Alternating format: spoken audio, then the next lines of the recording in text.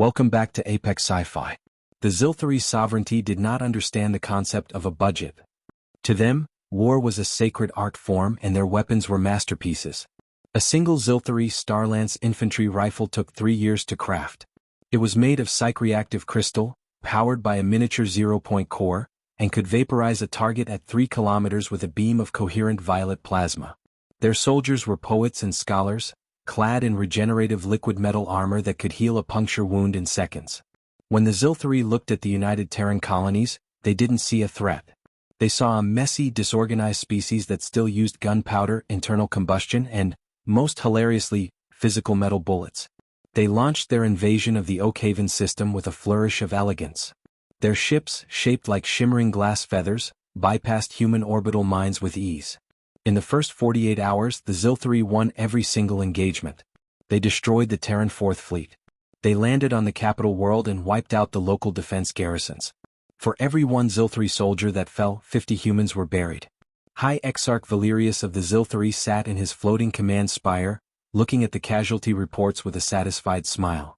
"The humans are brave," he remarked to his generals, "but bravery cannot overcome the laws of physics. Their weapons are toys. Their armor is paper. This war will be over by the lunar cycle." Valerius was right about the technology. He was dead wrong about the humans.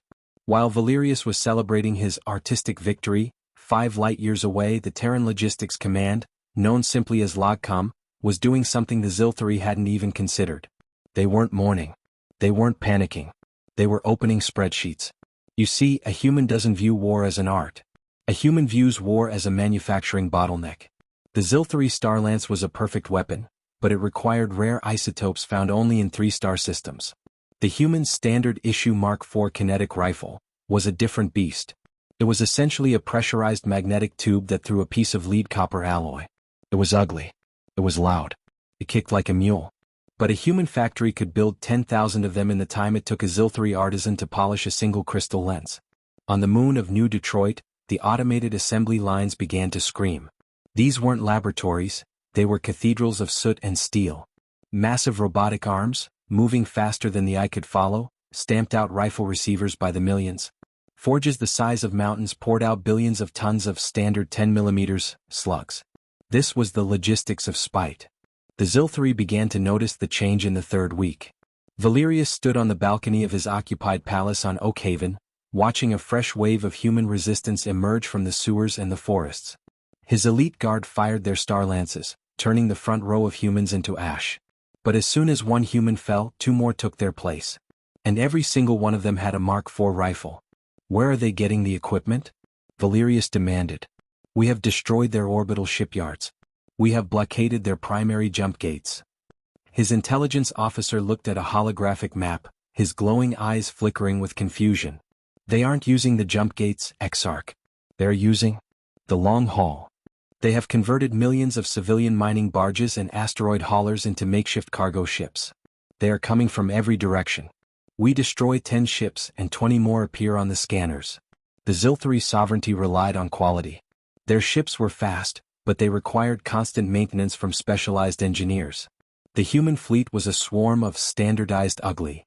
Every ship used the same bolts. Every engine used the same fuel.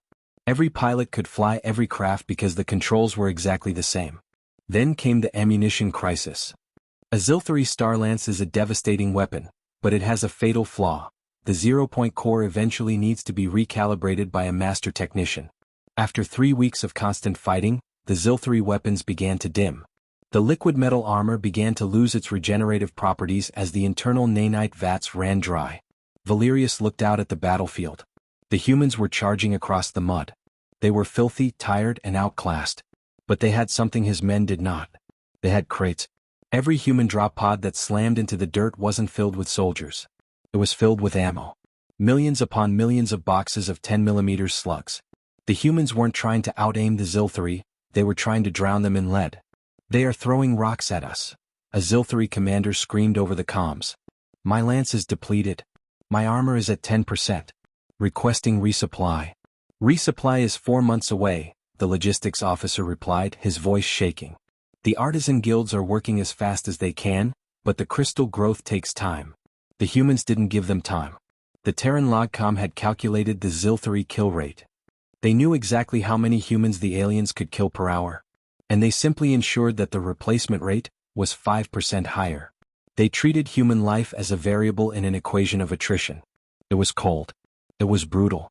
It was Terran. The turning point came at the Battle of the Iron Ridge. Valerius sent his final reserve of Sun Eater heavy walkers, massive, beautiful machines that could level a city block. They marched forward, their shields shimmering with invincible light. The humans didn't send tanks. They didn't send their own walkers. They sent logistics drones. Thousands of cheap, disposable drones carried spike bombs, simple shape charges made of industrial mining explosives. They didn't need to be smart, they just needed to be numerous. The drones swarmed the Sun Eaters like locusts. For every drone the Xylthari shot down, 10 more slammed into the legs of the walkers.